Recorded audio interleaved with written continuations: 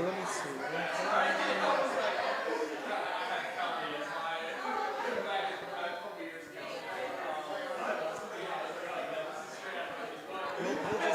just have to fill this file. Because, like, do you know how to change? Because, like, you know when you connect a different monitor? So instead of that, if we just have it in this screen, so basically it's somewhere in settings.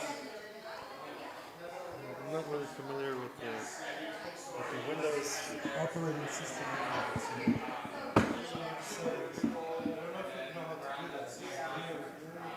Yeah.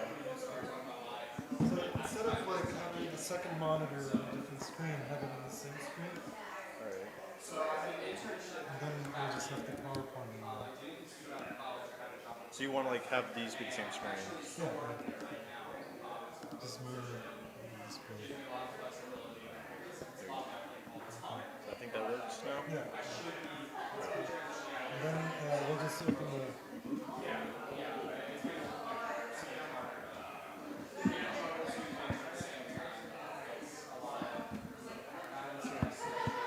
Let me just give it a call real quick.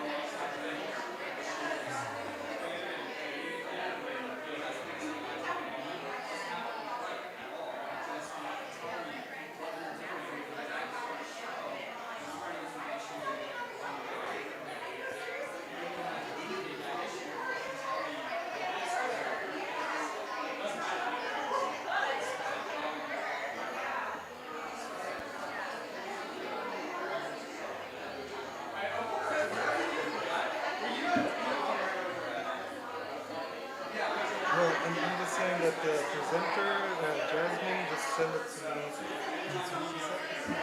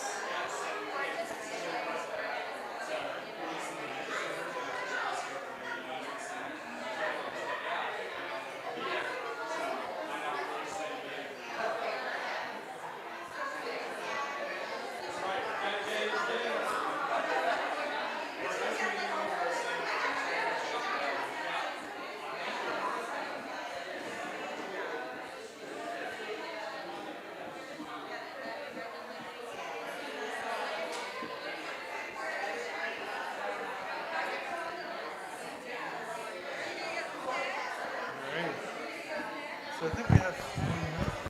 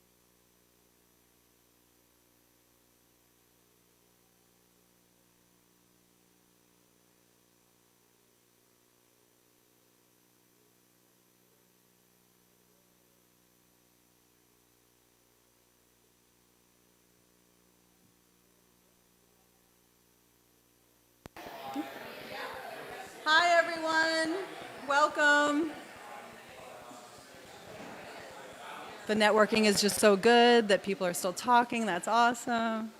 Hi, everybody. Thank you so much for coming to Keystone Merge here in York at the Grotto Community Center. Just welcome. Glad you're here. Keystone Merge is a regional gathering of thinkers and doers. It's the first Thursday of most months of the year. You got to look at our website to figure out when, keystonemerge.com, and it rotates between York, Harrisburg, and Lancaster.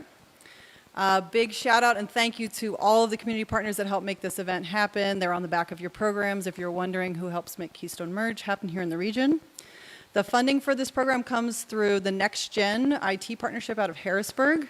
If you like these events and would like to help make them happen, you can talk to me and I will join you up with that group and we can get more of these things done together. I'm Alexa Bourne, by the way. You'll hear from 2 entrepreneurs. They'll give you 10-minute presentations and then we'll have 10 minutes for Q&A. They're going to tell you about what they're up to and they're also going to specifically discuss some of the challenges that they're having. So we are here to help them solve problems in real time. So keep that in mind as you listen and answer. Okay, so big thank you also to the Pretzel Company and Archetype for the food tonight, so shout out to them. The host technically tonight is the Grotto Community Center, and I'm just going to take a quick moment to shout my love for them because I am a member, not a founder.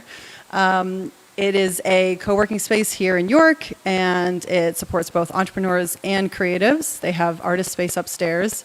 I would encourage you, if you have not already, to check out the show, which is in the next room here. It's about simple pleasures this month, and we're trying out something a little new. So they're writing pieces from that people contributed throughout the community. So it's a really cool show. Very excited to have gotten that going. Shout out to Tiffany Spangler for the idea. She's back there in the corner hiding. Yeah. Yeah, it's like she's still hiding. There she is. Okay. So thank you all again so much for coming. We're going to hear first from Jasmine Lee of Revolution Lancaster. So clap her in, guys.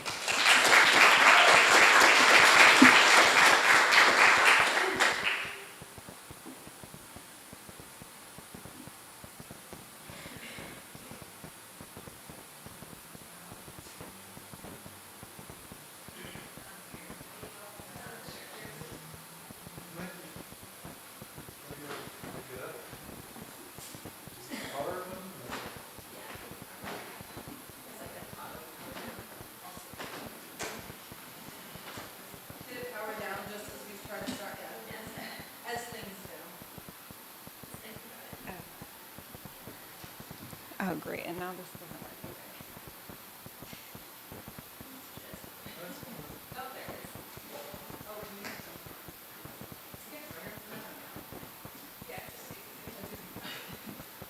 Oh, no, but now this is not working. Is it off? Oh, okay. Yes.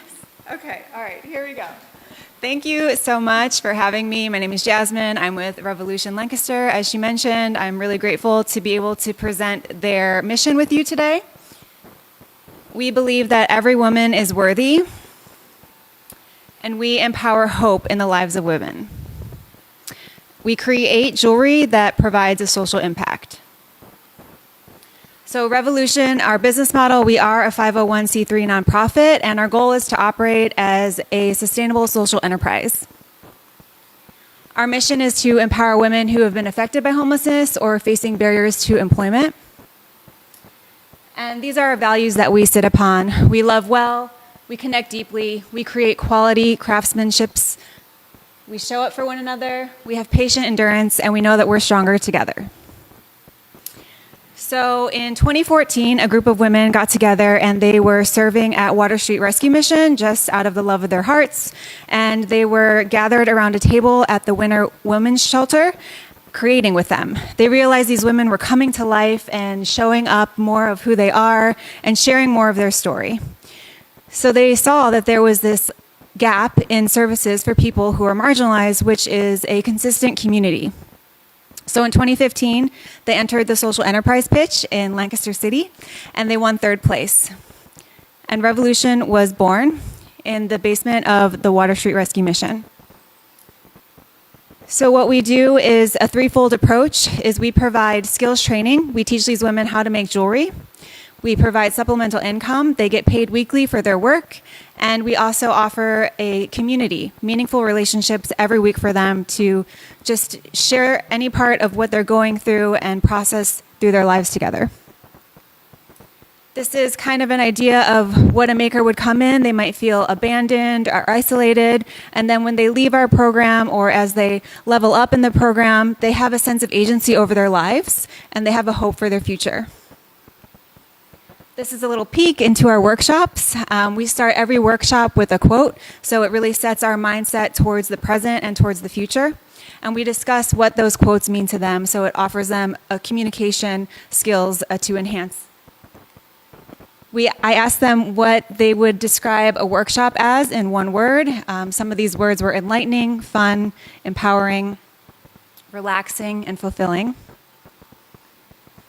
We have a jewelry launch. Our goal is to launch at least twice a year. And then with each jewelry collection, it has a larger meaning. So displayed here is our lighthouse collection. The meaning behind this is that whether you're in your valley or you're on top of a mountain, you have a light to shine. And when you shine your light, it helps other women shine theirs.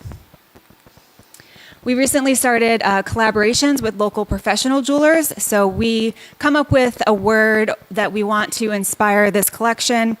We go to the professional jeweler, they come in and brainstorm with the maker, so the makers are able to share their ideas, their creative ideas for jewelry. They love being heard, and then they love seeing their ideas come to life through the professional jeweler. So they're seeing a woman in their industry making a life for herself in that business. This is our Believe collection with Beth DeVitri. This is all about understanding what your beliefs are and standing strong in those, and then you can become a better advocate for yourself. We also did a collaboration with Karen at Watchmaker's Daughter. We also offer personal development opportunities. So we have classes with with New Choices. It's a career development program. Janelle from Truist will come in and she talks about financial management. And then we have volunteers that come in to help at workshops and provides a really great perspective of different lives that are available. These are some of the soft skills that they obtain as well. So time management, communication, as I spoke to earlier, teamwork. We do a lot of the jewelry making in an assembly line process. So they really inspire one another to just work well as they're trying to get these orders fulfilled. Again, they have a lot of creative ideas with their designs that they offer. And then conflict resolution, we're always inspiring healthy conversation in workshops. So these are some of the things our makers said, that it's really the highlight of a lot of their weeks, and it's sometimes their only earned income for the week as well. This is our annual report for 2022. It's also on our website. You can see, it's hard to see, but there's an impact spot on our website, and you can just click on impact and see our impact report. And that is the Lotus collection. That's the collection that we did with Karen over at Watchmaker's Daughter in York. So our income streams for the social enterprise is retail and wholesale. We sell online, we sell at in-person markets, and then wholesale we're selling at boutiques all over the country if we can. We have one in New York, and we have consignment, so like Prussian Street Arcade is a consignment boutique in Mannheim. And then we also are offering private label right now, so businesses can come to us and we'll make a design specifically for them. They don't have to put our name on it, but if they choose to, that's great as well. And then because we are a nonprofit, we're able to collect donations and go after grants. So our vision is really to grow nationwide. We want to alleviate just the biases against people who have a lack of resources and just really alleviate that cycle of poverty as well. So these are some of the hurdles that I came to share with you today. We have a lack of capital to offer for a full-time employee. So I am just part-time. I'm only paid employee. Our makers are paid per workshop, and they are paid before anything is even sold. So sometimes we're sitting on a lot of inventory, and it's a little bit of a battle because sales are slow and unpredictable. We're selling jewelry. It's not something that people need. We have a lack of marketing and skill set, which me. We do need a new studio space. So right now we're in the basement of the YWCA. They've been generously offering this at no cost to us. So now we need to move and we need to pay rent. We get rejected from a lot of grants because we have a perceived small impact. So we have 4 makers right now in our workshops, and a lot of people don't see that as being enough to fund our opportunities. We have an inability to acquire angel investors because we're a nonprofit. We don't have any kind of shares to offer them at the end of the day. And then business loans have not been advised from our board.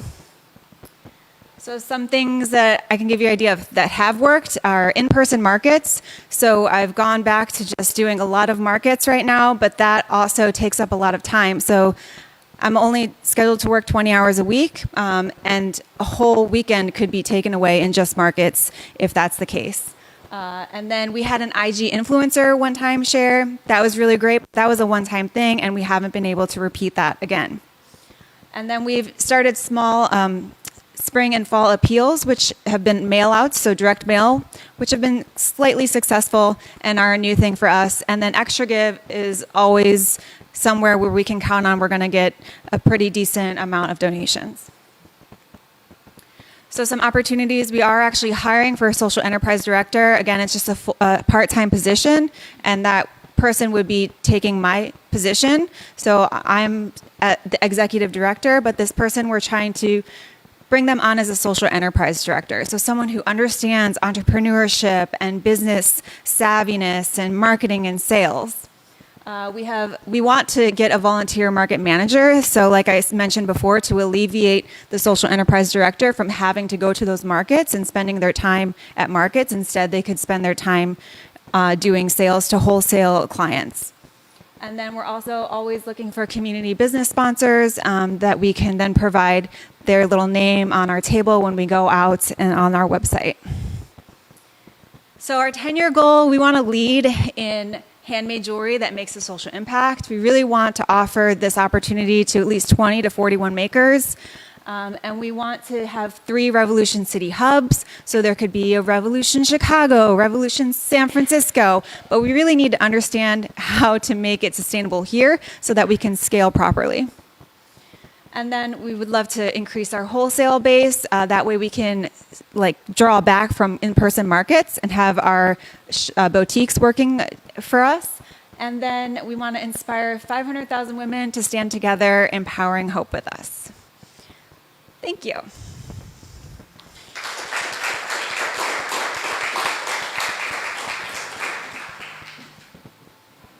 right.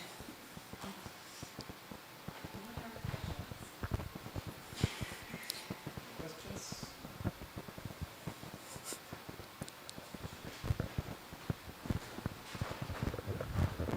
So is the goal of the training that you give the women to make jewelry for them to be able to apply that to other types of businesses, or will they always be making jewelry?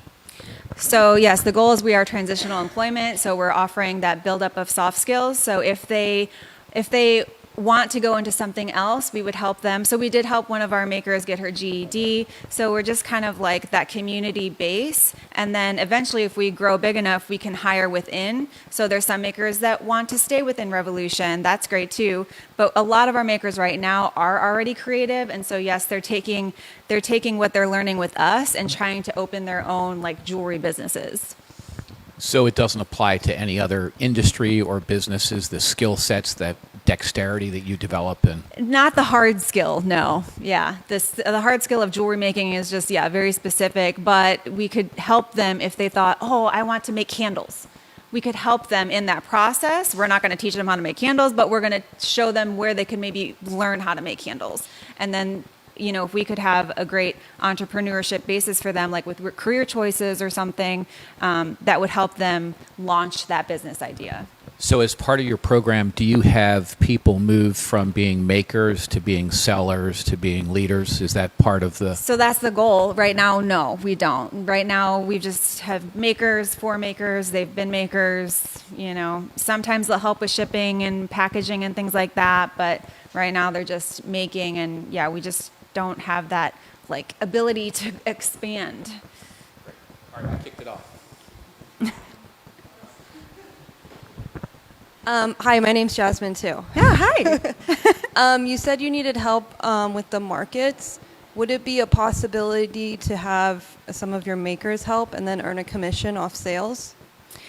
So it is a struggle with makers. A lot of them, they are in scooters or they have limited mobility. So depending on where the market is, no. But if you are available tomorrow night, some of our makers will be out in Lancaster City. We have First Friday. They're going to be hand stamping custom leather bracelets. So when the opportunity is there, I just pay them, not commission. I'm just like, you're getting paid for being there, you know? But yeah, that would be great. Like, as we bring on more makers, maybe there are other women that have a car. Like, a lot of these women don't have a car. They just need to take the bus. So there's things like that that are happening. But yes, like, that would be an opportunity for them, but we would pay them. Like, I couldn't Right. ask them to just go off of commission. Yeah. Okay. I don't know. It just doesn't feel right to me. Yeah, totally understand. Yeah.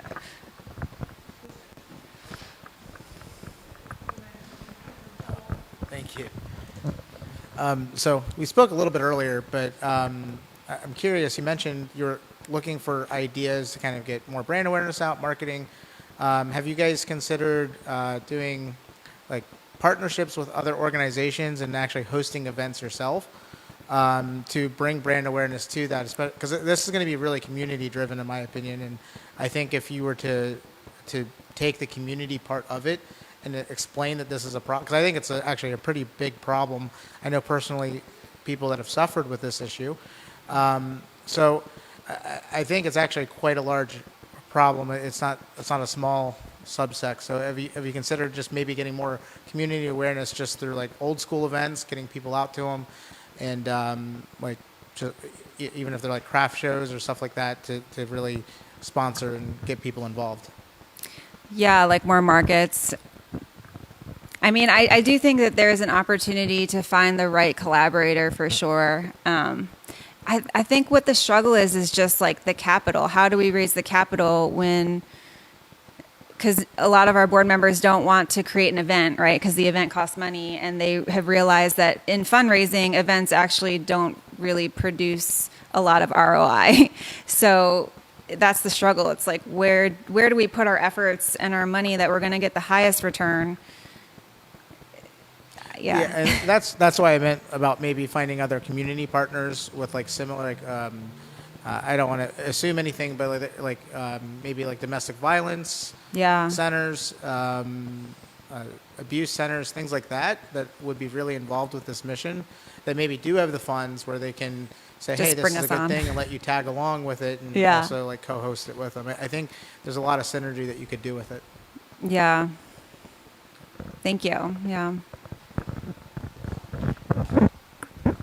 I know you mentioned a little bit about grants. I was just thinking in terms of, women and entrepreneurship and like workforce development being a kind of big deal. Do you have like an official accelerator program for the makers? Are they going through like a virtual program, or are you just kind of helping them to sell? So there's levels of their ability that they've been titled certain things like a journeyer or, the exceller, when they are able to make certain pieces of jewelry at a certain level. But as far as like taking them through a program to start their own business, we work with New Choices for that. So New Choices would be able to take them. So for example, Margaret, one of our makers, she got a $500 grant from New Choices to start her own jewelry business. So that's kind of like, we're like the connector. And we provide that space for them to just get creative, to kind of let loose and to heal. And then also just build their confidence and sense of agency as they get paid, like, oh, okay, I can do this. So we don't have, I think what you're asking, we don't have that. Okay. My thought is just in terms of grants, just hearing what you're saying about helping these women, create the jewelry, it is, creating a job for themselves. It's impacting the economy. And even if you could figure out a way to kind of package that as a program and say like, okay, here's what we need for 3 years, I think that's really grant worthy, because there's so much coming down the pipeline for women and entrepreneurship. And I just feel like in retail, if you're not for profit, you're nonprofit, if you could kind of look at your funding and kind of look at it 5 years down the road and raise money and get grants that way, that's, a thought. So, like you're saying, put down how much it's going to take to get one maker through 3 years of program thing, Exactly. and I'll ask for that as the grant. Right. Because what's grantable are more programs. People want to see, and if you could just, quantify it, give them data and say, we think if we had this funding, we could put 30 women through this program every year. Yeah. And to me, otherwise there would be no reason to have that nonprofit structure. You could just go for profit and get investors, but it just sounds like you're really, really helping people, and you could, my thought is to position it that way, because that's more fundable. And you could say, oh, if these women created this much jewelry, they could get this much sales. They could hire 3 part-timers. And then that's, I think that making more of a case for the amazing work you're doing is grantable. I think you could find some funding that way.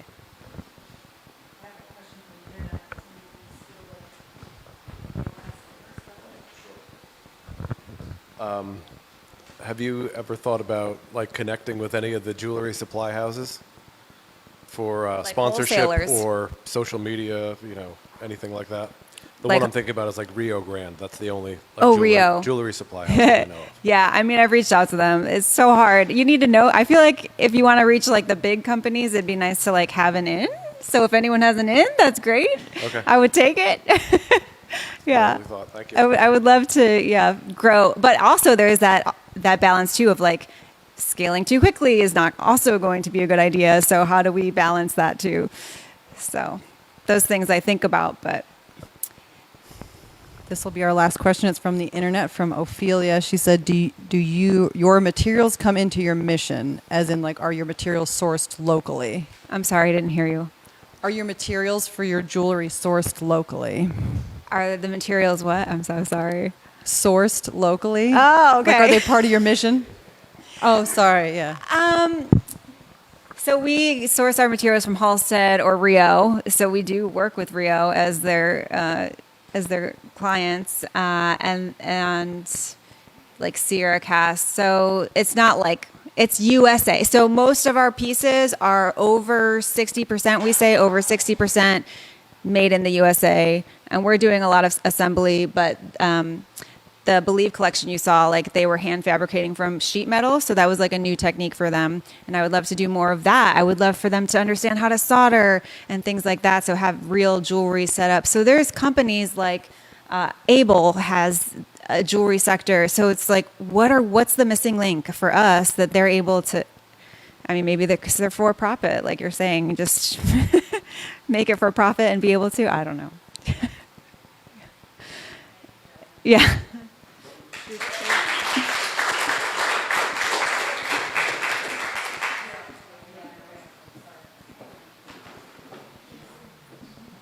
Thanks so much, Jasmine. And Brandon, you want to come on up?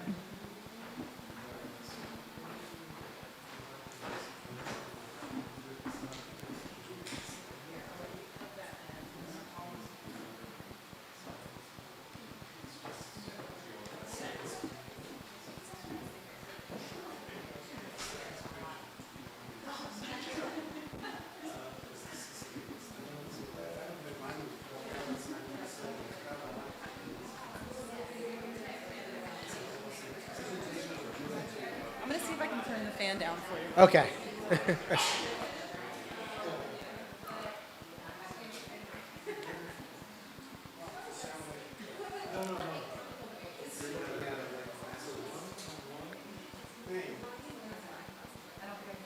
It's fine. Sorry, you're Yeah. just going to have to... Right.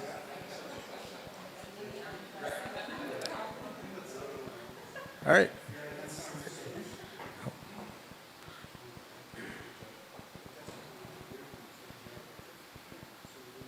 He's good to go.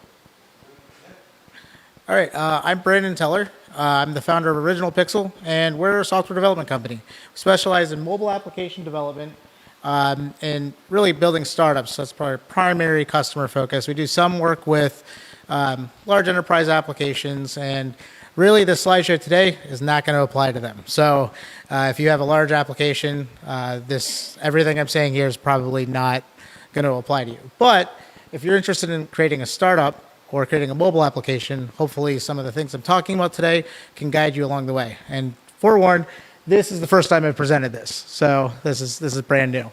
So jumping right in, a little bit about myself. I'm a software developer. I've been developing mobile applications for a little over 10 years now. I also developed over 100 applications, and I'm going to be honest with everyone. I'd say about maybe 10% of them succeeded.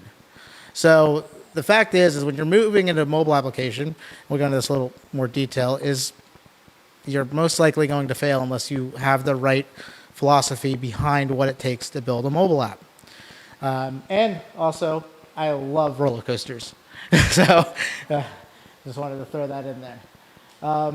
So when you're looking to define a mobile application and if you should build it, I mean, with any company really, you need to define what problem are you solving. And is it a real problem? Is it something that people are actively searching for? Also, you need to be willing to become technical yourself. So not only do you need to have a problem that people identify as a real problem, you need to be willing, even if you're non-technical, to eventually become that technical person, even if you have a CTO. The fact is, every mobile app company, except the large companies, most of them are tech companies. So you need to be a technical person. I've worked with so many founders that do not want to become technical. They're like, I'm the CEO, I can go do this.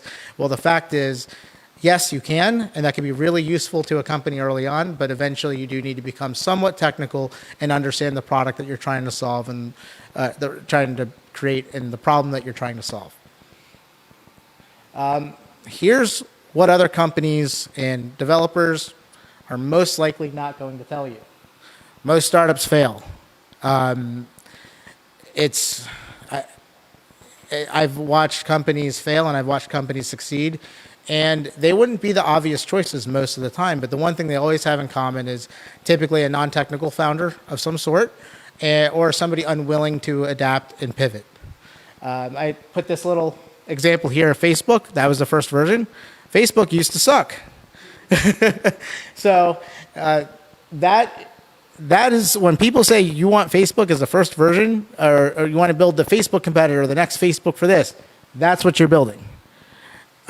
Most of the time, people want perfection, and chasing perfection is going to kill you almost in all cases. So with going into this, and what other companies would tell you is all software companies I've worked with have worked on failed projects. They know. And if they are telling you that they haven't worked on failed projects and they're scared to talk about that, have that conversation with you, run. Because you don't learn anything from not having a failure. And I've failed on 2 personal startups of my own that I put money invested into. And I've also had one really successful one. And my definition of success became from much different than just making money after going through that process. So segueing into what success looks like, organic users. So I mentioned previously one startup that failed. We spent a ton of money. We got a lot of users, but there was no organic growth. So you've run into this cycle of perpetuating. You're going to have organic users, or you're not going to have organic users. You're going to be throwing money at it. You're going to get all of the users that you want. But if they're not organic, how are you ever going to scale that? You're always going to have to spend money on that, and that's something you have to put into it. Now, if your business model works for that, that's fine, but most people think if I throw enough money into it and everyone gets it, well, I'm going to make money, and that's just simply not true. Solving a real problem, launching. So I put this example up here. We presented a few months back with Binder. That's what I would consider a success. That is just hit 16,000 users. All organic, no ad spend, and we realized why this was so successful is because we're solving a real problem that people are looking to solve. They're searching for this. They're trying to find the solution to this.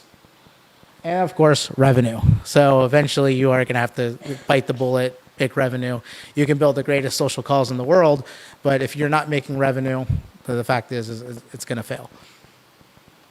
So going into this, pivoting and killing, no user growth or engagement, of course, that means you either need to kill the company or pivot the idea or pivot the features. And this is the hardest thing with any company.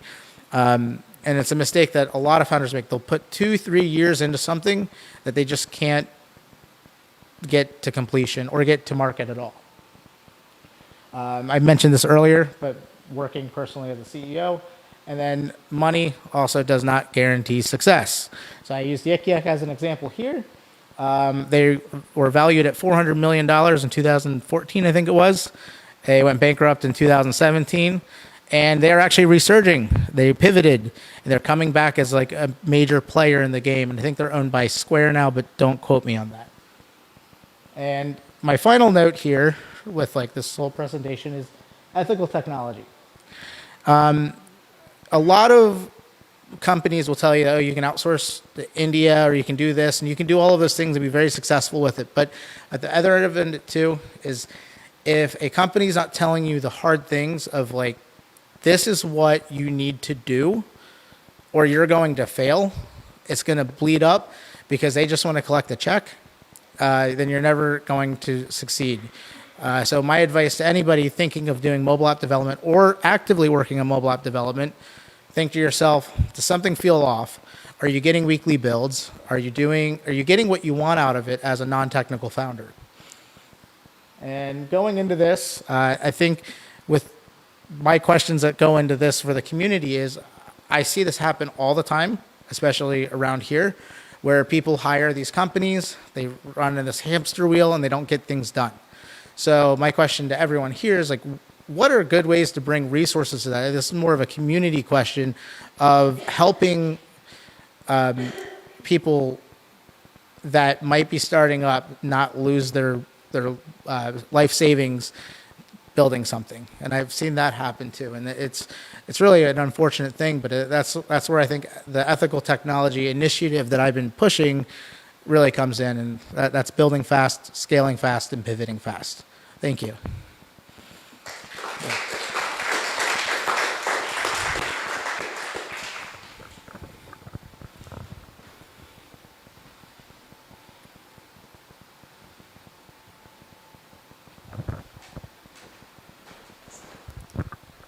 Yeah, so my question is, when you were making Binder, did you have to pivot at all when making that, or was it sort of just a success from the get-go? So with Binder, technically we started it 3 years ago. We put a sign-up form. It was just a website where we're still kind of even using some of those website things that we did. And we focused on SEO for Google. Well, that's a really hard mark to hit.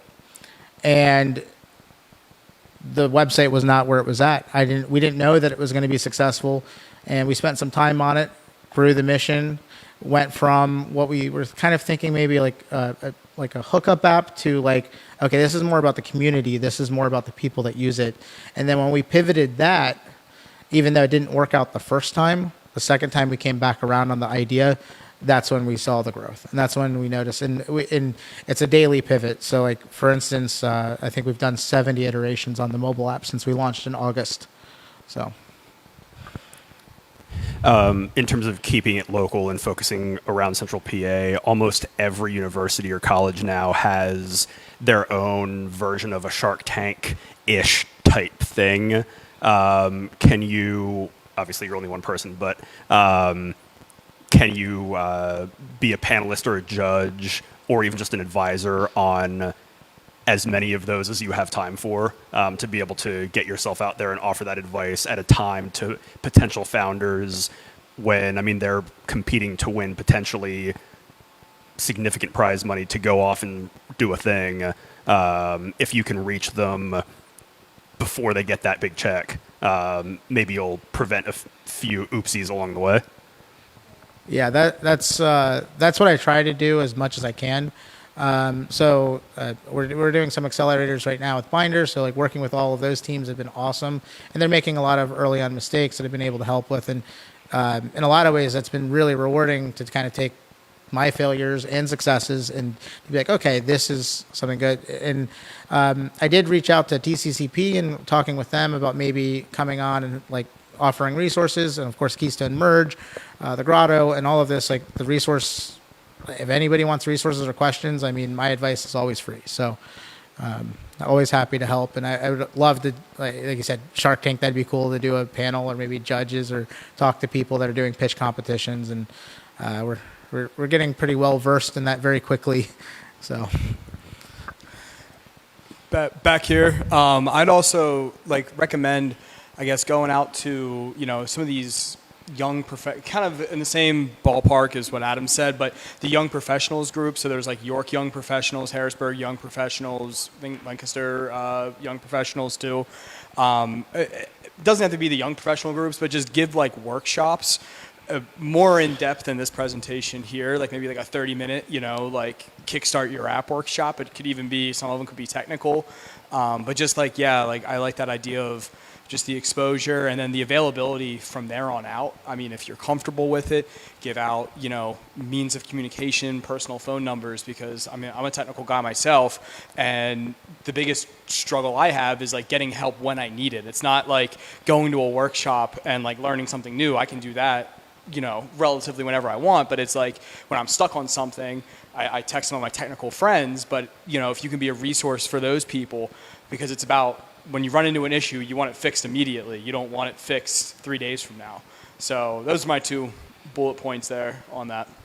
Yeah, and that's why I like the accelerator so much, is because you're hands-on in there. So if you're working in an accelerator, an incubator, or you're working with these companies that are, it's so much more hands-on than like the nuance of like setting up a meeting or trying to get together in person. And there's only so much advice you can give on a call. But when you're right there and you're like, hey, this is wrong, and you just do this, like you can solve a problem they might spend 5 weeks on in 15 minutes, and that's really cool. So I definitely agree that if we can, if I could find ways to work with more people in that kind of environment, I'm all open for it, because that's where I think I shine the most in terms of like what I've learned. So.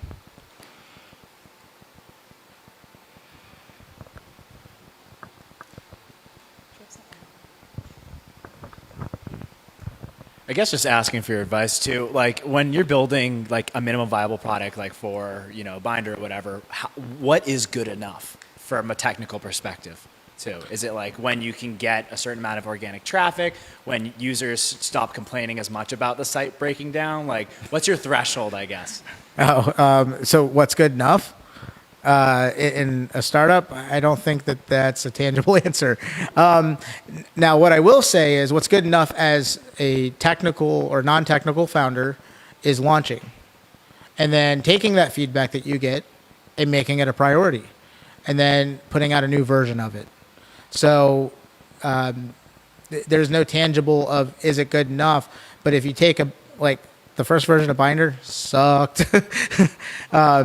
But if you look at 15 versions after that, and then you look at where it's now, it's pretty good. But in the eyes of some, it still sucks. So we need to improve ourselves. So like I think it comes down to is like, do you have the stamina to build a mobile app, to pivot very quickly, and to listen to the people that are telling you like, hey, I want this, or I'm having this issue, and are you listening to them? Even when it's some really mean stuff, and it happens. So.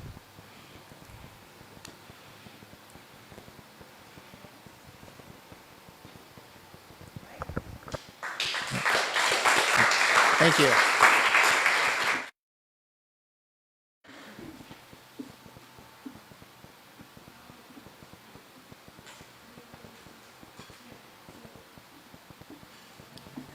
So thank you everybody for coming. Let's give one more round of applause to our presenters. Keystone Merge wouldn't happen without them, so thank you both so much for showing up and presenting. All right, so again, thanks to our community partners, thanks to the Next Gen group that helps make this happen. Again, if you want to help volunteer to make Keystone Merge happen, me, Chelsea, we're right here, we're the community leads, come on over. And also, especially if you know of any entrepreneurs who might want to present, we're always looking for more presenters, so if you know of someone that would be a good fit for Keystone Merge, please send them our way. And we'll see you next month. July will be up in Harrisburg. at Pursuit Co-working with Adam Porter. All right. Thanks, everybody. Eat the food. Thank you. Take it with you.